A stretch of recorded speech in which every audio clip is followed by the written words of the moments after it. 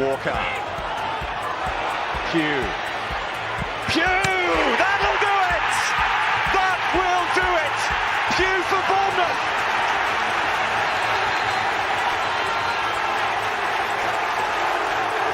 The roof of the Gold Sands is raised! Everyone here knows what that could mean to this football.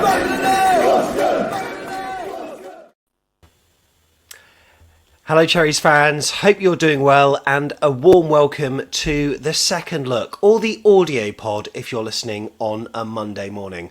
My name's Sam Davis and I'm joined today by... Mr Tigz, or Tigzy as I'm now more affectionately known.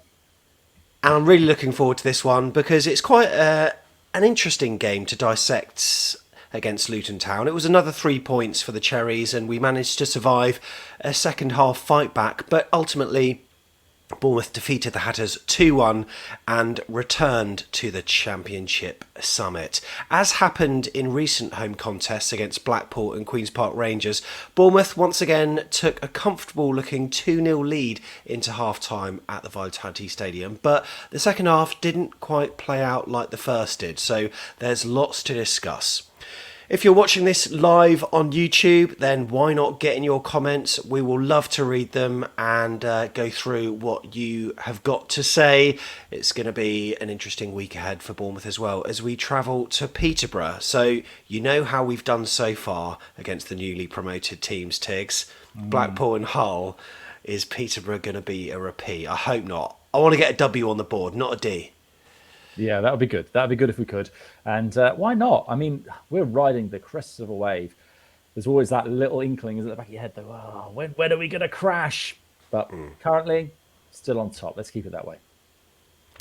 And we're still on top whilst not hitting the peaks of our performance level. That's what it feels like to me. I think Barnsley was probably the pinnacle of how I've seen us play, and there were certain halves of football where it didn't quite follow through in the second half. For instance, against the Seaside as the Tangerines in that first half, I thought that some of the football we played was sublime, really, really good. But as far as a complete 90 minutes have gone, it's probably going to be Barnsley.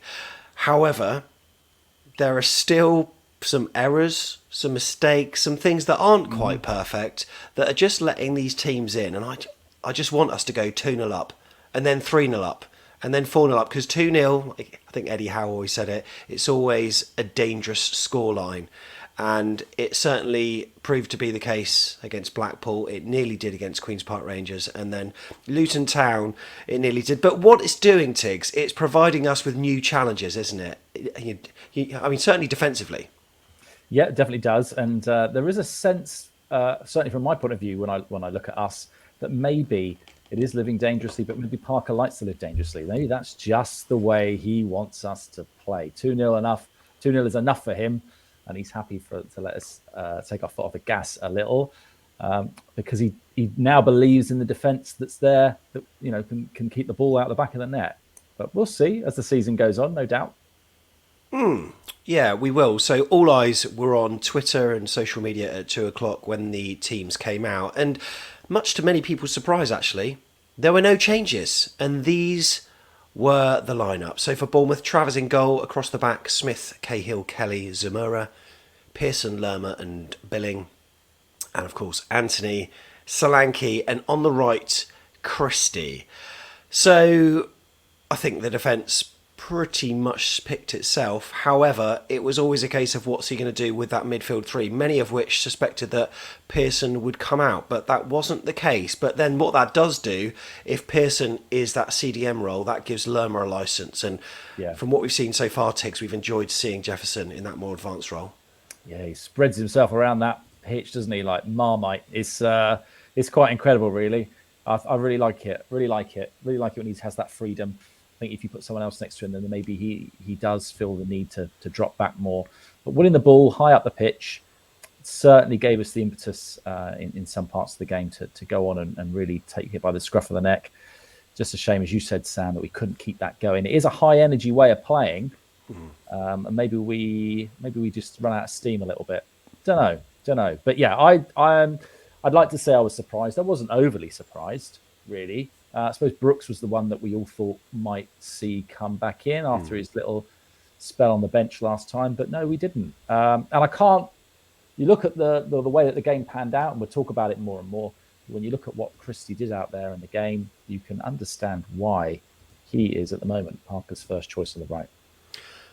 One of the players that has captured our eye over the last few games, of course, is Gary Cahill at the back. And, given the age he is, Tigz, a lot of us have been thinking that surely at some point he needs to be given a rest, but he just keeps on being played. And his performances have gone from strength to strength, haven't they?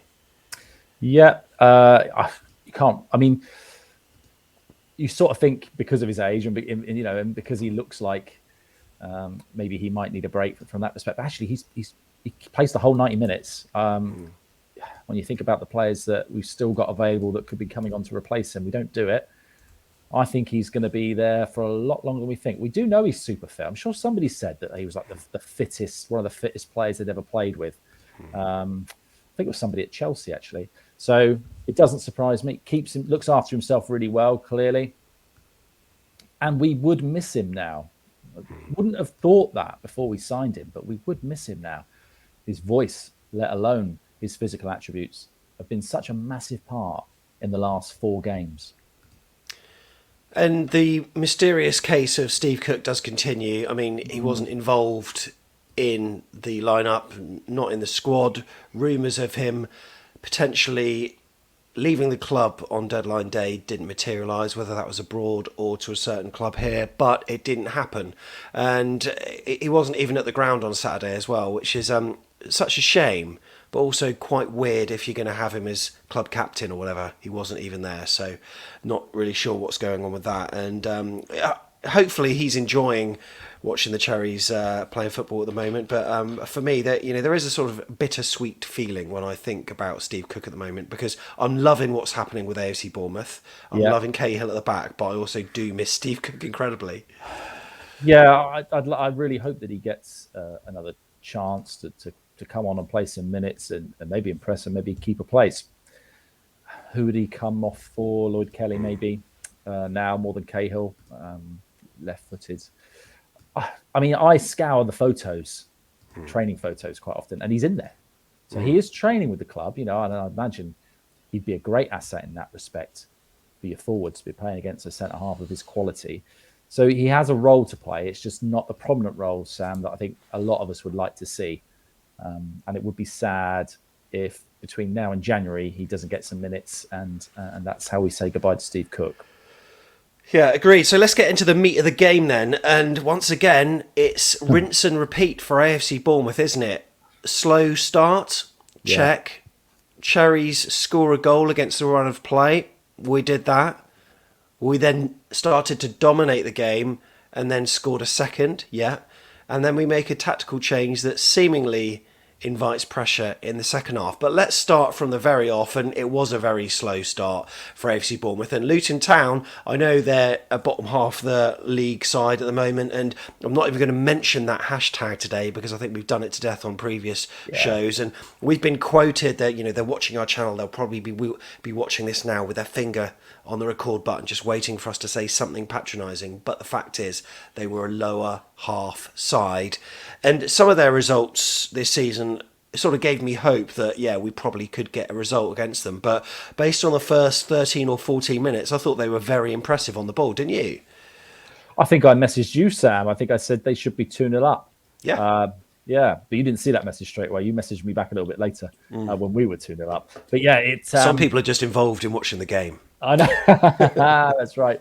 I was down the other end. I was down the south end for the game, so I couldn't see as well as you could. But I did, it was glaringly obvious, the first miss, and obviously the bit with Travers, which you caught, didn't you?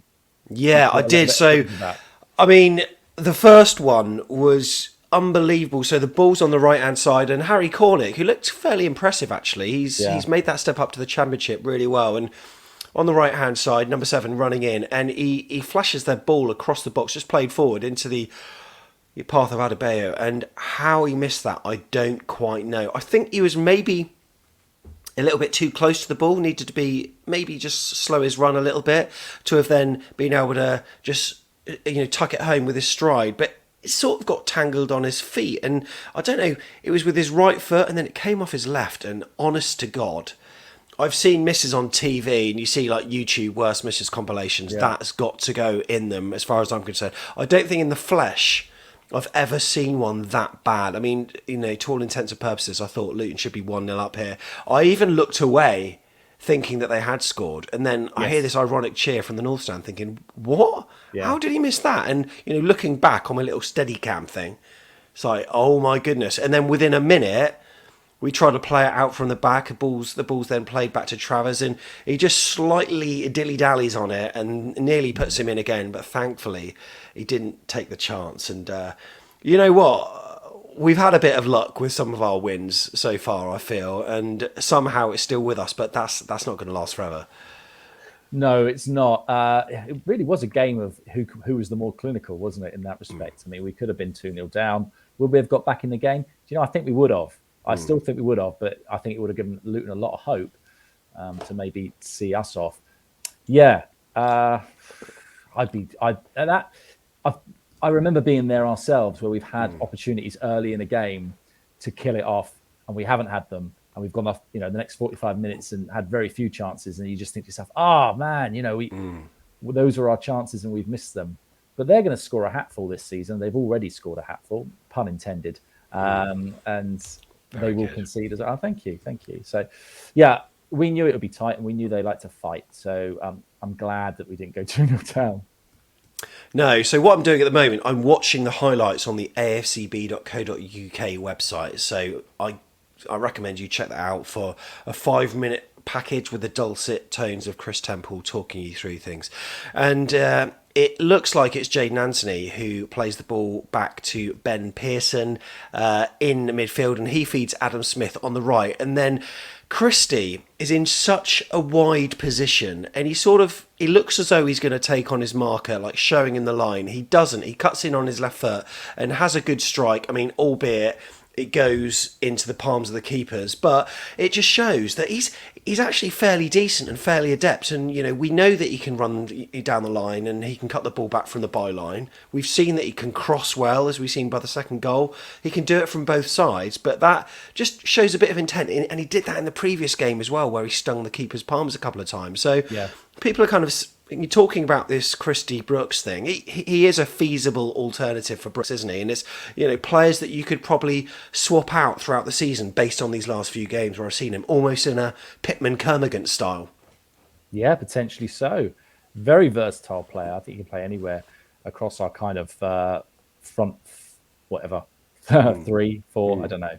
And he can also play in that billing role if we need him to. But yeah, I thought he was excellent. And I suppose really it was the determination that he showed as well. You know, I can tell that he really wants to make the use of this chance. He doesn't want to lose his place. So when he gets on that ball, he's making very direct runs as well as you know, as good crosses and good passes. Absolutely. And that was early doors. Luton then had their couple of chances, but just on the ball, I thought they would just looked very impressive. But then Christie was then centre of attention on about 14 minutes or so, and it was against the run of play where he pops over this delightful lobbed little pass. He almost scooped it up into the path of Phil Bill. I think he was probably our most advanced player at that point in time, and Phil Bill was on the scene just to caress it home with the inside of his right foot. Obviously everyone knows that his favoured foot is his left, but he scores with his right as well, and it was a really delicate finish into the corner of the net right in front of you in the Ted Mack. Must have been a good view from where you were, Tigz. It was beautiful. It was a beautiful view and a beautiful goal as well. It just looked, you know, almost perfect. And Phil Bill, fair play to him. This license he's got to roam really confused them, I feel. They didn't really know who was picking him up. You look at the space that he found himself in, not really sure who his marker was supposed to be. But yeah, Christie, little bit of vision.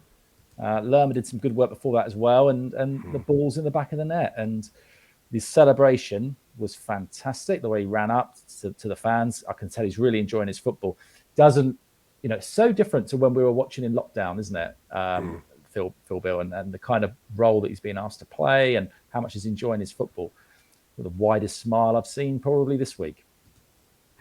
Absolutely, and I'm just watching that again now, and I'm just really impressed by that composed finish, and certainly want to see more of that. So AFC Bournemouth go 1-0 up, and then the atmosphere inside Dean Court changes, and we were all loving life, and every time we got the ball, it just felt as though we could do something. There were a number of occasions actually where we were going forward, and I thought, we're going to score here because we are just going through the gears. We're sort of, we're advancing at speed up the pitch. And one thing I love to see is that, because it's really exciting football. And look, possession football's brilliant, but sometimes sideways passing and stuff, it just allows the opposition to reform and reset, and then you're trying to play through a low block again. But when you're doing it at pace, teams are susceptible, and that proved to be the case with our second goal, didn't it? Yeah, it really did. And there's a wonderful piece Jacob Tanswell released about the formation, the shape that we had for the game. And if you look at it, actually, our fullbacks were used in a really different way. And Tanswell points it out brilliantly in his own style. And they're actually been running inside throughout the game, and really, really high up as well. So that you've still got two players there in terms of Kelly and brain's gone, Cahill, and they had a lot of the ball, those two. A lot of good stuff started from them. But, the goal I thought was wonderful, and we don't see a lot of headed goals, or we haven't done this season. So, I really, again, it just looked beautiful. It just looked like match of the day worthy. Yes. So let me talk you through the goal. It's Jaden Anthony at the corner flag. We actually had a corner, and then he played it short to Christie, and then you're kind of wondering what's going to happen here. It went back to Anthony, and Anthony then played it to the edge of the box to Jordan Zamora. Jordan Zamora had time to maybe take a touch turn and then fire it into the box, or even have a shot, because he was literally just outside the D. But what he did, that pulled like three defenders into Jordan Zamora, but then he played it back to Jaden Anthony. Jaden Anthony had so much space, and he made that diagonal run, which kind of suggested that he was going to go straight into the box. And we all thought he was going to take a shot. He didn't. He feigned, and he played Christie. What's he doing out there on the left? Well, I'm glad he was, because he then hung up an amazing cross that didn't have to have much pace on it. Sometimes, if you're going to cross, sometimes it's more effective to, whip it in. But he didn't. He hung it up knowing that there were players in the box. And Dom Solanke, fair play. He had to do a lot of work with his header, actually, because he had to take a few steps back, and he just almost cushioned headed it just the opposite way. Think Steve Fletcher. Yeah. Think 90% of his headers always put it back the other way, and the keeper was stretching. It didn't go particularly quickly across the line, but the keeper had a lot to do, and I was so pleased to see it nestle in the back of the net, because I don't know why, I just love it when Dom Solanke scores. And 2-0 to Bournemouth. It's going to be 3, 4, 5-0, mate, surely. It's fun, isn't it? You just think, we're on the up, it's going to keep going like that, it's going to keep going. But something does change, but I'm sure we'll talk about that a little bit in a minute. Yeah, it was a wonderful goal, wasn't it? And well deserved from Dom, and a different type of goal from Dom as well. A lot of his have been kind of like put essentially in front of him by his feet there, and he's sliding them in. But that was great to see. There's a thing is going back to the Tanswell piece about where our fullbacks are, and you talked there about Zamora, and he points out that when you've got one fullback go forward, Parker's idea was that the other one would stay back. Which meant it kept their attackers out of the game and stopped them having a quick counter-attack. I think that's what kind of Luton were hoping for. And I didn't expect us to score goals the way we scored them based upon that. I thought they'd be a little bit more rigid, Luton, defensively, but we got our way through. And as you said, Sam, it looked like plain sailing. It did. Now, before we go on, should we have a game of Rate the Celebration? Now, Arnaud Danjuma did that thing with his hands. I don't know if he was like doing a little snake, but like this thing. Oh, yeah, that thing. So people who are listening to this are probably wondering what on earth he's doing. But Dom has the bow and arrow, and I quite like that. Callum Wilson had the sort of salute. Dom Solanke does the bow and arrow. I really like that celebration. Yeah. Does anyone else do that? I've not seen anyone else do that.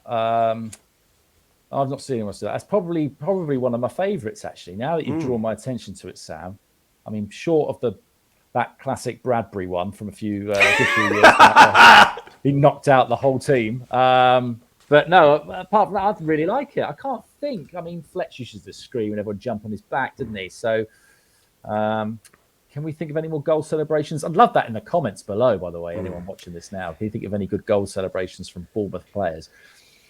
I'd love to do the Fletch, but sadly not got the six-pack for it. But and I love the kind of hybrid nature of that, because when you think of Fletch goal celebration, Yeah. there's two, right? There's the Grimsby one, which is run down the line, swinging your shirt like that. He didn't care, and then go into Hulk mode on the halfway line, by which time I think he was well and truly tired. Or the kind of hybrid celebration at the Millennium Stadium, knowing I can't get booked, but I do want to show my chest. So a kind of half pulling over the head. But I love that one. Really pleased to see Dom get on the score sheet. Is he the 20-goal a season striker that we've been crying out for? I mean, what's different for you this season? Because he does seem to have learned a lot in the space of the last 12 months, I've got to say. He was given sort of responsibility last season. It almost came a little bit too early for him. And, Dan Juma, I think, he took a lot of the attention of players, and Dom Solanke just continued to work hard. Probably didn't score as many as he does, but now he's a real focal point, and in a weird sort of way, I think he thrives off that. Yeah, and I think he's learnt perhaps not to hesitate as much. I think with this team, he's going to get a lot more chances to score. He might not score them all, but he'll have the opportunities to. Look at that! That's a great picture. That is a great picture. I think maybe he's learnt to just shoot, just give it your all. But also, you talk about a 20 goal. I mean, does he need to get 20 goals? I don't know if he does. I mean, I think Billing's going to run him close. I really do. Be interesting to see what happens with that. Maybe Ryan Christie will start to get on the score sheet soon. I don't know. And look, have we had a penalty this season? Who's our penalty taker? Will it be Dom? Because he's got that technique, and I've seen him in penalty shootouts. So I've explained it on the pod before and on YouTube, where he barely looks at the ball. And he sort of runs up and he's constantly focusing on where the keeper is. And even when he's right at the ball, he doesn't really look at it. So you're kind of thinking, God, I hope he's got his positioning right, because he could miskick this thing at some point. But then he just strokes it, side foots it in. Whether that's a technique that he'll be wanting to carry on if he takes them regularly, I don't know. It'd be interesting to see what happens when we get a penalty. I mean, we used to be the penalty kings, Tigz, and we haven't had one for ages. And you know what? Another thing that I've realised, I mean, yes, granted, I was in the concourse when Dom Solanke scored that goal against Barnsley, but I personally haven't seen a goal in the North Stand, in front of the North Stand, it seems like a long time. They're all at the South Stand at the moment, well, most of them anyway. So first half then, really, because we always attack the North Stand the second, don't we? So we're getting our goals in early, and then the game changes a little bit. Okay, so what about when Jefferson Lerma had a chance then? Because for me, this one sort of seems to have gone under the radar somewhat, but I think Sluga made a massive mistake in the Luton goal, and he slipped whilst making a clearance. Then it fell to Lerma at the edge of the box, but by the time he got the ball under control, there was a defender in the way. But from where I was, it looked like an open goal for Jeff, but he just slightly took a little bit too long. Yeah, exactly right. Kind of the opposite to what we were just saying about Dom Solanke, really. He did take slightly too long. Yeah, and I think Jeff will get us goals this season because he's playing in that position to get that forward. I haven't seen him have one of his. Remember a couple of seasons ago, he always had those long shots. Every now and again, he'd just take this ridiculously long shot that didn't quite ever pull off. But yeah, it felt for him there, really. But it didn't seem to be a problem, did it? We thought we'd have loads of chances. Yeah, then Jayden Anthony went close as well from the edge of the box. And that was after some really good link-up play. But anyway, half-time it was. I think Cahill made a good block just before half-time. But 2-0 it was. Plain sailing. I'm chatting to Tom in the concourse in the North Stand, and we're all talking about how it's going to go. And it didn't go particularly well. I mean, we controlled the game, I think, for large parts. But at 2-0, whilst we weren't sort of... I think our attacking impetus was slightly lost a little bit. And then Luton, I think it was like halfway through the second half, was it, when they scored? Yeah, I think so. Yeah, and sadly they managed to score. I didn't really see what happened, but it was Lloyd Kelly that looked like he ended up putting it in the back of the net. Yeah, he did. It was an own goal, which is a shame. Yeah, a bit of a scramble, really. A bit of a mess. Yeah, felt for the lads because they were trying so hard to stay solid. It just didn't quite happen.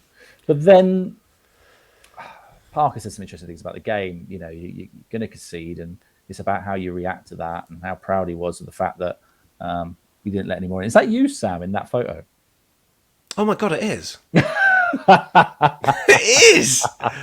People who are listening to the pod are probably thinking, what are these guys talking about? It is. Yeah, just above. Look at me at the top of the screen there. Not vlogging, which is a right old bonus because that would be very embarrassing. But I do it very slyly anyway. I'm not one of these people that stands there with a phone in front of my face. I've got this little thing, handheld thing. But yeah, that is me. Good spot. And your face there is telling us the story of that goal and how you feel about it. You're just a little bit fed up. You didn't probably think it would be coming, but there it is. And you look at the players on the pitch that are there, and you can see that, you know, how distraught they are. Yeah, that's right. So that's the thing. So let's kind of rewind and tell you the story of the second half. Luton, they were certainly giving it a go. Travers palmed over on 54 minutes, and it was Adebayo that made a run down the right wing, and he fired the ball across the box, and it curled inside and threatened Travers, but the Cherries shot stopper pushed it over the bar. Then, as the AFC Bournemouth blog says, you get the sense the next goal is huge here. And it happened to go to Luton as we described. I don't think Lloyd Kelly could have done anything above it. But then, this Travers save, Neil Perrott has waxed lyrical about it. Was that at 2-1? I think it was at 2-1. That was at 2-1. Yeah. He got down really, really well, palmed it off to the top, to the left, I think it was, as I saw it. Really good little save from Travers. Is that right? I'm pretty sure it is. But yeah, I thought he had a really good game, to be fair. Apart from that little blip, of course, in the first half, but he's certainly shown that he's more than capable. He's got things to work on, I think. However, there's certainly no claims to put Nyland in goal, as far as I'm concerned, and it's good to see that he's been given a chance at last, because it seemed like an age in coming when he did have his chance, and then at the Norwich game he was out of it, and you're thinking, oh my goodness, is this going to be like Travers sort of not playing this season? But he reclaimed his spot, and he's been doing ever so well since. And look, in terms of our defensive stats and things, if you think about it, like the goals that we've conceded recently, Queen's Park Rangers deflected sharp, own goal against Luton Town. It's not that bad, but it's not that great really, because we really should be making these matches more comfortable. So when we're making changes, like bringing Chris Mepham on for Christie, was it? That's you'd correct, think, you'd think surely it would make sense to put Brooks on. So as far as I'm concerned, that's almost inviting pressure, and I think the players are going to sense that. And it's only natural to then want to, drop back and fit whatever system that we were playing. So that was a bit of a concern for me, I think. But it just seems to be the way that Scott Parker wants to do things, eh? Yeah, I saw. I can't remember who it was now. I think it was someone on Twitter. It was Rob. It was AFCB Rob. He says he's not sure about Parker Ball, because it always turns into Parker Bus, which is quite a clever little thing. But it does, we get our lead and then he changes it up a little bit, tries to make it a little bit more sturdy and defensive, thinking that we've got the players and the quality to see it out. Does seem to always mean that we don't get chances at the other end. That's the concern. So what would happen if we then had to chase a game? Would we then have to change shape again? Feels like it. That's what we'd have to do. Going back to Travers, I think you're spot on, Sam. I think if he has blips, that's fine. The thing that's impressed me is he's learnt from his blips. So every blip that he has, he gets a little bit better. And I do think that. I think he is getting more confident. I think he's really controlling that area. And I don't think it's been any harm at all to have Gary Cahill in front of him either. Yeah, Absolutely agree. Now, a 2-1, we was always, we had some threats from Luton, including Adebayo in the 86th minute. I remember a cross came over from the Luton left-hand side, and from where I was, it was just a duel, him versus Travers, and he had loads of space, it seemed, in the box, and I thought to myself, this is it, this is the goal. He just needed to head it low and on target, and he headed it high and off target. Yeah. It went high and wide, and that was such a let-off for us. But you know what, we managed to get through, and like I've said on many shows, including the free-falls, it's in a way, it's good that we're getting these results, and the actual performances are maybe not that perfect, because Scott Parker's not going to be resting on his laurels and sitting back and opening a bottle of red thinking, you know what, this is fantastic, because it's not fantastic. And if any sort of refereeing decision went against us, or we didn't have a bit of luck, or the ball like slightly didn't fall for us, it could have easily been 2-2. And you just wonder, Tiggs, what is our reaction going to be when we do go behind? Because we've not gone behind once this season, which is, I don't know, it feels like an incredible stat. I don't know which other clubs have or haven't got that stat this season, but we've never been behind. Okay, we'll not talk about the Norwich game because we were definitely behind in that. However, how do we react? And is it one of those things whereby, because my concern is when that happens, heads could drop. And, do you remember what happened to Reading? Yeah. They had a tremendous start to the season. They were doing so well. They had their first defeat. And then after that, it was, they as good as dropped like a stone. And you're sort of wondering, could the same happen to us? I would hope it wouldn't happen, but we've never had that to deal with, which I think at this stage of the season is remarkable. Yeah, and you saying that reminds me of Derby, of a good few years back now, just before we were in the Championship last time, and while we were there, and they had a similar kind of thing. They'd looked so good, so strong earlier in the season, and then when they did start to hit a bump in the road, they couldn't quite recover themselves, and where they are now, a bit topical for you. So, yeah, I don't know. I really don't know. I'm starting to think, and I was talking to Keithy T after the game about this, that this is this is our blueprint. This is, you talk about the complete performance. I don't know if we're ever going to see it because of the way that we react to being ahead in games. And I used to think that's the players. I used to think that's the players saying, oh, bit complacent. But now I don't know if I think that anymore. Now I think that this is strategically, tactically, something that Parker's quite happy with. Do you believe yet? Is it way too early? I think it's too early because we've not played any of the big boys yet. Well, we've played West Brom, but there are some big matches ahead of us, not least in a week's time when we've got the rejuvenated Sheffield United. But maybe that game against Sheffield United will provide a good barometer in terms of where we're at to show us how good we actually are, perhaps. Yeah, I think it will, but only for this part of the season, because I think so much of it is about form. When we get to Christmas, when Santa Claus starts squeezing down my chimney, if you ask me then, and we're still in the same position, then yeah, I will believe, I think, by then. And we have to do such a long way to go. The thing that makes it a bit different for me this season is that I just feel like we've got so much potential that's not being tapped. There's so many players on our bench, and not even on our bench, that could quite feasibly do an excellent job for us in terms of any kind of injuries that we might have. January is going to be really, really interesting, who we keep hold of, who we have to let go.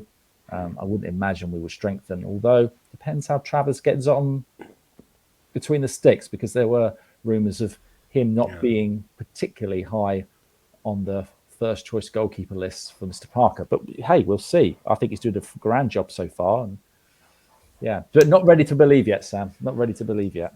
Yeah, he is doing a grand job so far. And, in his interview, he said that we had to work hard for the win, and that we certainly did.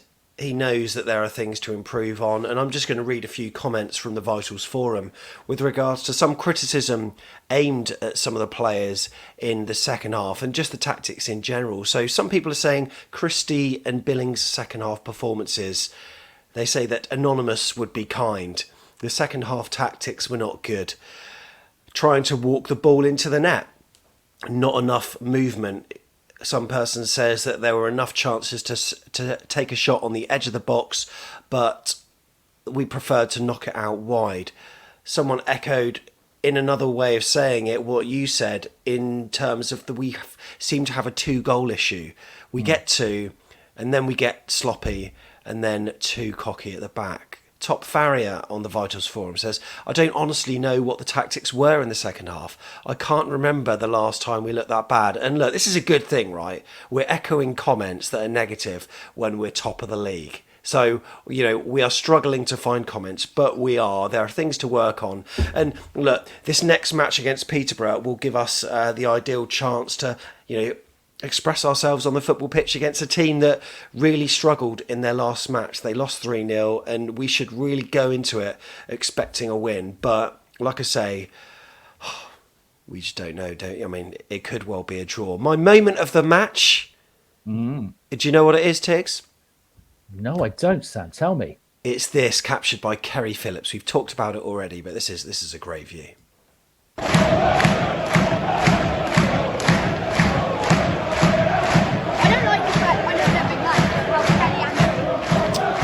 Firstly, I love the atmosphere, by the way. The atmosphere is cracking. But here we go. Let's do it. They're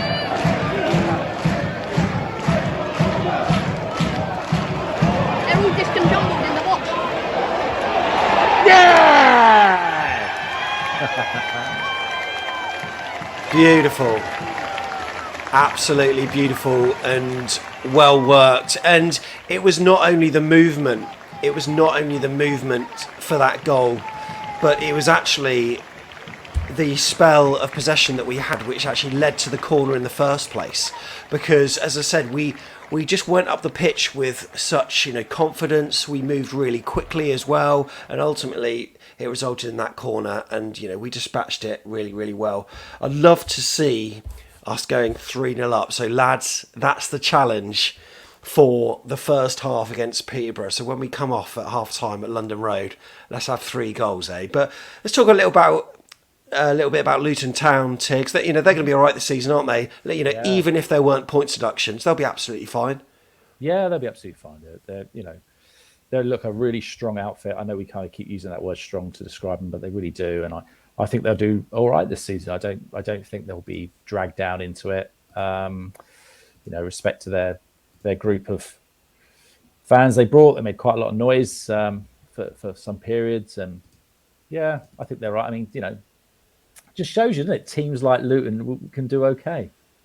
Oh, you've only gone and said it, haven't you? No, do you know what? But I just want to say that they are a similar size to us, and they haven't had the benefit of all the things we've had. And I know I spoke about this before, but why not? They definitely look like they can be strong enough to survive in the Championship and build upon it, hopefully, if they don't have to sell too many players. Scott Parker himself said that there's more to come from this squad, and you can see that from the stats. AFC Bournemouth's possession 60% yesterday, 6 attempts, 2 on target with 4 corners, whereas Luton 40% of the possession, so 2/3 what we had, 9 attempts, 3 on target and 7 corners. So yeah, there is a bit to work on. But look, we're top of the league. We're 2 points clear. And it's one of those divisions this season, Tigz, that's, we've said it all along. The Championship is all about just getting a consistent run together. At some point, we're going to lose a match, but it's how we react to it. And if we can put together another run, it just needs a series of 3 or 4 runs like this, and we could be promoted and the players could be tasting the high life once again. And it's absolutely fantastic to see us sitting at the summit. I think 2 points beneath us. You've got your Fulham around there. Is it West Brom? I need to check out the table. However, we are sitting pretty at the moment, and it's a good feeling. But I'm not really absorbing it. It's not really hitting home that we're top. But I don't think it ever really will this season until it's like towards the tail end of the season. Yeah, unless we can kind of put like a big bump, buffer of points between us and someone else, which 2 points isn't really much, or unless we can perform against those teams that are in and around us, then you might kind of start to spark a little bit more hope and optimism about it. But yeah, I agree with you. It's still so early. Anything can happen. It kind of feels like this has kind of snuck up on me a little bit. I mean, I've been there. I've watched us win the games, but it just seems odd. And, we're not even talking about the fact that we've won 4 on the spin. We haven't mentioned that once. That alone is an accomplishment. And obviously we're unbeaten this season. Now, I can't remember how many we got to with Tyndall, unbeaten. It'd be interesting to see how close we are to that stat. Could we beat it? Could we beat the unbeaten stat? I don't know, maybe. So there's the table then. Yep. So we are first, and as you say, 4 on the spin. West Brom, Fulham are in the mix. They're on 17. West Brom and Coventry. Surprise package Coventry, you'd have to say. They're in 3rd place. Sam Surridge's Stoke City in 5th, and Blackburn in 6th. I mean, this is early days. If you took a look at the Championship table this time last season, you'd have Bristol City up there. You'd have teams like Reading, and I think Bristol City ended up finishing 19th. And that's probably the reason why I'm probably not getting too excited. And it felt like, I don't know, mate, home games. What is it about home games? The celebrations just aren't as raucous, are they? It's really weird. When we've got away games, I feel as though it's so much more emphatic. But home games, it's just a kind of, yay, we've scored. Some people don't even stand up. They just sit down and clap. And what is that because we're a tourist town? Is that because your football's not our be-all and end-all? It's almost the theatre for us when we go to Dean Court. You know, your diehards are going to away games, or am I being... Maybe not. I mean, you could look at it loads of different ways. I like that tourist town. Demographic of our fans maybe might have an impact upon that. You know, I'm getting a bit older now, Sam, and I'm less inclined to shout and holler as much as I used to, although I do on occasion. Mate, you don't look a day over, I don't know, 31. Thanks, buddy. But, you know, it's a thing, isn't it? You appreciate football in different ways. Can't expect that the same group that we take to away games who are making all that hollering noise are going to react the same way when in our stadium, spread out around amongst other people who maybe can't jump up and down or can't make a noise or just want to enjoy the game, you know, in a calmer way. You know, it's people's own, you know, you got to respect people's own way of wanting to do things. So, I do get what you're saying. And look, there have been occasions in the past, you and I can both remember, where Dean Court has been a rocking, usually on a night game, but you know, it can happen. And I felt a bit of it. I felt a bit of it in this last game. We've got the South Stand and the North Stand going at the same time, which is no easy feat by any means. So yeah, who knows, man? It could happen. I think the problem is quite often as well is we do get behind the team more when we need to get behind our team. When you think of the tail end of you know, the last few games before we got relegated, you know, we were so behind the team, making so much more noise. When we're plain sailing, we don't really give as much efforts, I say.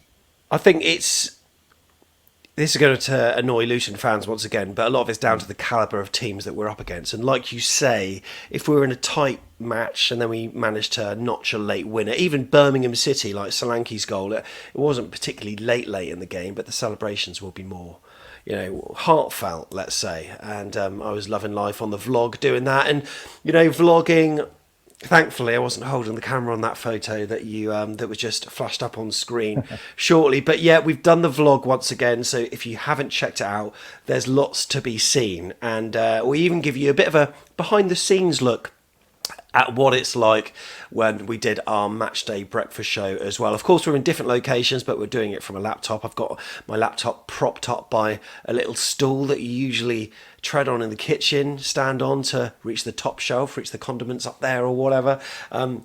We are so tin pot, but we absolutely love it. But also there's vlog material as well. And swear warning, because I'm about to show a clip from the vlog that, you know, people have asked me about. Sam, how do you put together the content from the vlog? And it's all about speaking to a few people. I think I probably chatted to too many, by the way, before the last game, because there's a lot of preamble and not much like the game itself. But anyway, nice to see lots of different personalities. And then filler content. And filler content, I'm just there like taking pictures in the background. So whilst people are talking, I can cut away and I can overlay more footage and that kind of stuff. So I'm outside the stadium, and usually it's got a musical montage that, you know, will go with it because it helps it. But what happens if that music is not actually put on to the video? This is the raw audio from outside Dean Court, and I thought I'd share this with you for some back of the net behind the scenes. It's the same fucking footage I take every fucking week, mate. People must be bored of this shit to music, mate. It's just fills gaps though, doesn't it? It does. You need the bits that are like filler. Yeah, I mean, people must be so fucking bored of it. Oh, no, let's have a bit of teach. I mean, that's proper behind the scenes. But I'm just thinking, how do I mix it up and make it more interesting? To like, what can I film? Take breakdancing lessons, maybe. Yeah. Yeah. I do. Like what we might do is maybe go to different pubs, like the Firkin Shed or something next time, or we'll stay at the Cricketers, chat to some different personalities, and get some new people on. Because you know what, we chatted in the 1910 bar to so many different people that aren't quite confident in terms of coming on camera yet, or they were running late. I spoke to Abby Markham, who's a regular viewer of the channel. Abby, if you're watching, hope you're doing all right. Really lovely to chat. All things Cherries. She's got a footballing brain. Oh my god. It puts you to shame, Tigz. She would be brilliant on this. She would be brilliant on this channel. So we're going to try to get as many people involved. And look, when it comes to the vlogs, all it is me and a little camera that I hold out just in front of me. So you don't even have to look at it. But we certainly do appreciate everyone that came on. Peterborough, then, mate. What are we going to do? Are we going to make changes for it? Not if we don't have to. No, I do worry that Parker can't keep everyone happy, but I do believe that his preferred thing would be to, if it ain't broke, don't fix it. So I think we'll probably keep it the same. I know a lot of people thought we might change it the last game. We didn't. So I don't know why my thinking would change now.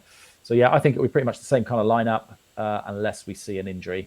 But maybe we might see some players coming off the bench a bit sooner, depending on how the game goes.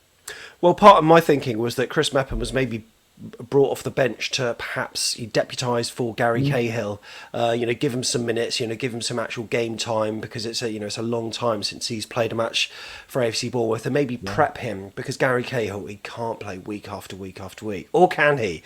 That's the big question. We'll see what happens with that. Thank you so much to everyone that's been putting their comments in the live chat. Really great to see some of the regular faces, including Liam, Andrew's there, Chris, we've got Cameron, all of the regular people. Paul, nice to see you all. Thank you very much for tuning in. No Steve Hensman this week. I reckon he's playing football at Broadstone. Cheeky scamp. Yes. He's going to be. Remember, if you want to support the podcast, you can do so in multiple ways. You can be a star all the way through to a legend.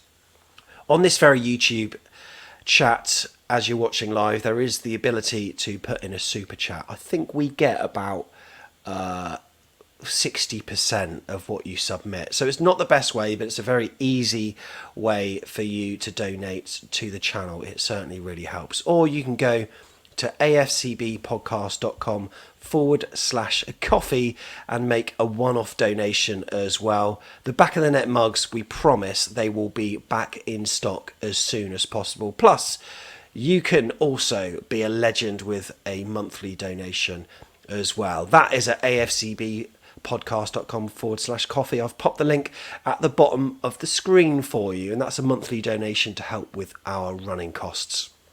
Monthly donators will also appear on our Legends wall at the end of the show, can join our private chat group, and also every so often we'll give you an exclusive first look at upcoming YouTube content. Who wouldn't want to do that, Tigz, eh?